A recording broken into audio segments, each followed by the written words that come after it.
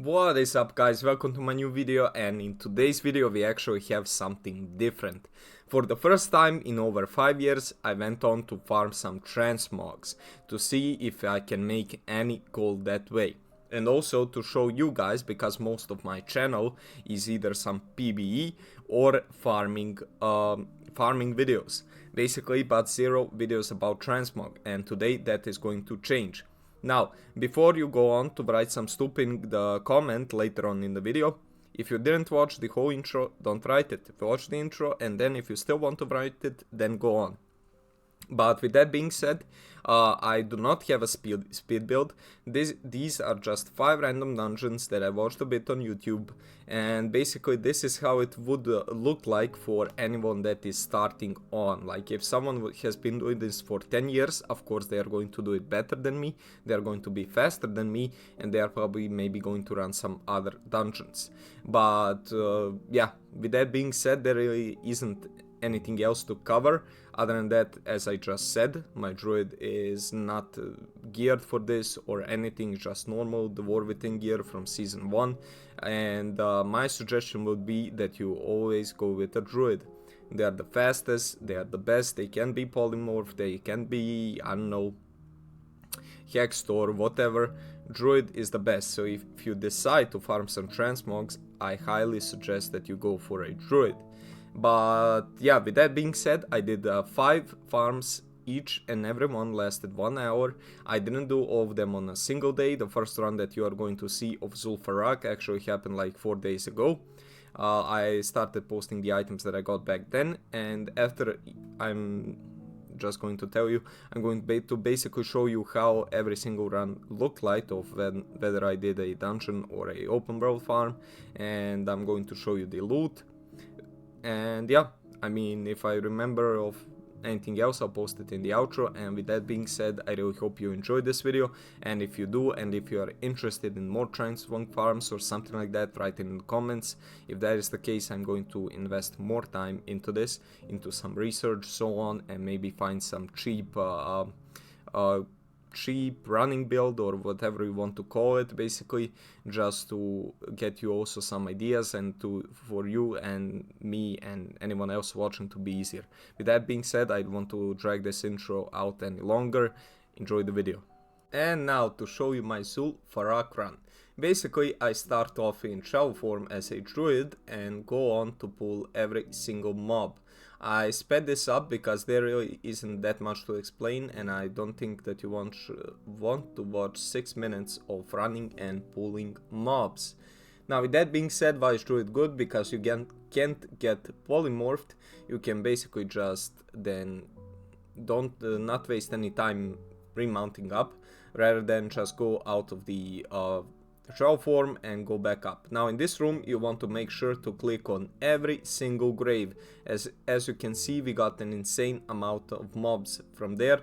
Then I go on to pull every single other mob that I see. Now, the thing that I noticed in Zul'Farrak is that the mobs, they are really hard to get aggro on.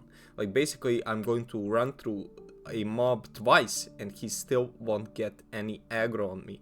And in that corner where I just was, you want to make sure not to stand too long, because otherwise you are going to get stunned. Then I come back here, kill all of them, and that is pretty much it. I'm just going to run out, reset, and re-enter. But I didn't do that, as this was the last run. So guys, what you just saw was the last run of 1 hour of Zul'Farrak runs. So let me show you my inventory. And yes, I did keep everything, because I plan on putting everything on the auction house. But looking through regional average sales and so on, the price, I pointed out these 4 items. We have 4 items of the Jade collection, with I think the most worth one being the chest, which is probably going to sell pretty fast. But here, as you can see on the auction house, is 15,000, but the regional sale average is 2.8k. So we are going to see. Apart from that, I managed to get 2 blue items. I got a ring, like, wow, someone is actually going to go crazy about that. And we got this disgusting shield. Apart from that, these 2 recipes, not worth much. But yeah, I just wanted to show you the most worth things, and I'm going to post everything, and then, you know, we are going to let it sell. I plan on doing 4 more hours or 1 hour of different dungeons. We have 4 more to do, and then after all that is done, we are going to see how did we do in 5 hours. So yeah, now there is pretty much nothing else. I'm just going to post this, and apart when it comes to raw gold, we made like 2k raw gold, and of course I won't be posting all of this manually, but let's see, cloth is 300, let's see, 11, and these two add up to like 2 gold. Nice, we are going to be rich, boys. And now time for my Mana Tombs run. Basically, we want to start off just by pulling off the mobs. In this first room, if you actually kill the mobs, if you kill the boss, sorry, all of the mobs will come to you. Now I just use any speed buff that I have, run through these mobs. You do not want to pull the whole dungeon, as they are going to lose aggro. So I pulled that room, kill all of them, and as you can see, I'm just running, killing everything. Now also the thing that you are going to see, I actually used to mine here. That granted me like 400 gold maybe. It's just something that I had, and the runs weren't that long, so I managed to do it.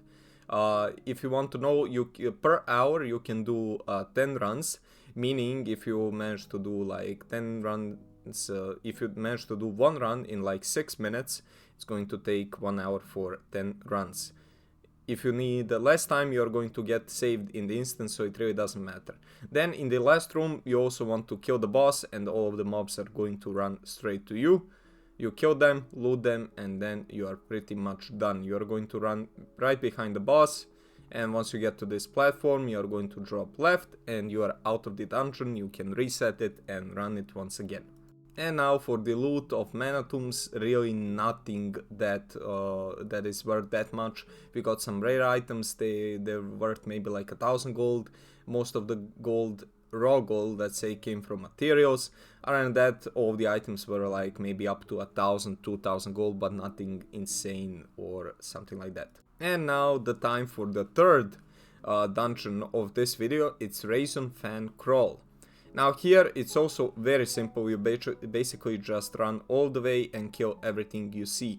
Now the thing that I want to mention, in this dungeon there can be a lot of chests. Now sadly for me, of course I can open the chests that are not locked, but there is going to be a lot of locked chests. So if you have a rogue that is a bit faster, you can bring a rogue with you. Or there are also like some keys with blacksmithing that you can use to open chests. Of course, not the ones from the War Within, as they are very, very expensive, but rather from some older expansions. Here you run into the cave, kill everything. As this boss doesn't drop shit. I went back there to check. It also wasn't any rare mobs or whatever. This frog is always there, and it can drop a pet, which really doesn't sell for much, or a rare item. Now, fourth farm is actually a open world farm in Silithus. I do want to say sorry. I didn't show any loot from the Razorfen Kraul. I don't know why, I forgot to record it, and by the time I'm recording this, the items are already on the auction house. Now I'm going to show you, I'm going to put a screenshot on the screen where you need to farm this. Now the thing with this is, it's this location where I'm at right now, you want to clear all of the mobs, but the thing is, on the first camp they are hyper spawning, and in the second one they are not. So I suggest you clear this one, you go back to the first one. Now the whole camp won't be alive, but there is going to be a good number of mobs alive, and I suggest you farm here for like 7 to 8 minutes and then fly back to the other location. By the time you get back there, all of the mobs are going to be alive. You once again kill every single mob you find there, and then you fly back here, and you just rinse and repeat. And here I actually have to say it was much more fun than I thought it would be, and I wanted to include one open world farm. Once again, Druid, the best class for this. And guys, as you can see, I just finished this Silithus farm, And now let me just explain to you what is loot appraiser. It basically says you the price of the items that you got. Now, if you actually look at here, you might see 171,000 gold and be like, wow man, that is so much per hour. But let me tell you, I think half of those items won't sell like for the price that it says. Like for example, this chestplate, as you can see, minimum buyout currently on my realm is 21,000 gold and the region sale average is 1,000 gold and the chest looks like this. If that is worth 21,000, I don't know, maybe to someone, maybe it's rare, but I highly doubt it will sell for that. And for example, this shield, 47,000 gold, look at it. Do you think this is going to sell for that much? Maybe, but yeah, I don't think so. But of course we are going to have to see. I mean, the regional sale average is 285 gold. Shoulders sale average is 78 gold, and currently the minimum buyout is 3,000.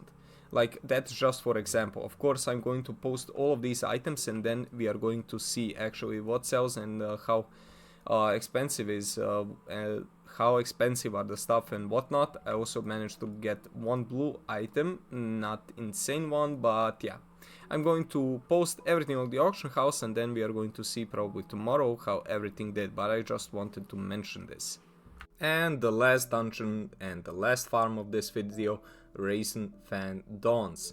Now, here, I mean, as in every single one, you want to look out for chests and you want to kill every single mob. Now the thing here is, I came with my rogue. The dungeon is very short, my rogue has like 400 item level, 0 movement speed items, and I still managed to do 10 runs in under an hour. And also pay attention to where I loot the chests, there is always a chance that they spawn there. Now this boss I didn't loot it, but you need to kill it so you can go further on into the dungeon. So I highly suggest here that you bring a rogue if you have one. If not, if you are using some way to unlock the chest with your druid, you can bring your druid as well. Now the thing is, most of them, like I would want to say like 70% of the chests were not locked. But like the other 30 was, and it still adds up. Now, once you are going up to this ramp to the final boss, you also want to pay attention if there are any chests in these huts. As you can see, I'm moving the screen, always looking in, because you don't want to go into every single one, because you don't want to waste time. But most of these huts have a chest and you want to loot it, especially as there are some good transmogs here. And with that being said, I mean, you just run back outside, reset dungeon, and that is everything. As you guys just had the chance to see, we are finally done with our 5th farm and the last one for this video. Now, without any further ado, I want to show you the most worth items that I got. I went on to mail everything to my druid, as I like selling from him. Now, the 2 most worthy items is this blue chest plate, which I don't know if it's going to sell for 34k, but we actually managed to get these pants that are currently on my market on EU Outland for 77,000 gold. Now, I can imagine them going for this much because people like these kind of mogs. I can't imagine someone wearing that, but yeah, we are not going to ask any questions. We are rather going to post all of these items on the auction house, and then we are going to give my final conclusion. And now, guys, the question: how much gold did we make? Now, currently, after 3 or 4 days, we are sitting at 10,800 gold. But now, I want to show you also what I have on the auction house up currently. So, auctions, just look at these items. Now, of course, it's going to take some time to sell, but transmog farming is not like the goal that you are going to make same day. Like, let's say I even got one of the best transmog items. People are still maybe going to buy like 5-6 pieces a month. And it's nice gold to add up on the side, but if you like need the WoW token in 10 days, I do not suggest that you go for transmog farming, or if you want to see your gold instantly. It's fun, it's something else to do, to switch up if you have been only gathering and so on, and it's also fun to try, so I highly suggest that you do it if you want. And I also want to show you the only thing that I have been using, and it's this fried bonefish. Basically, you become well fed and gain speed for a short time after killing an enemy. This really helps you out a lot, and it's not expensive, it's really cheap. This is the only thing that I used. Apart from that, my druid, I mean, just so someone doesn't write anything stupid, as you can see, is no speedy boy or something like that. Do I have speed on something? I think I saw it. Nope, I do not. As you can see, 0 speed, basically cat form all of the way, as it grants you some speed.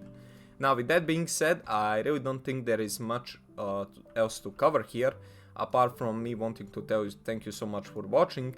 And if you want to see maybe more dungeons, or like one video per dungeon, maybe me farming longer, explaining it better and so on, if I went on into full detail with all this, the video would be 40 minutes long, and no one wants to look at that. And yeah, that would be all. If you like this type of content and whatnot, or if you want me to go back to gathering, profession, gold farming and so on, leave it down in the comments. And with that being said, thanks so much for watching, and I'll see you in the next one. Bye.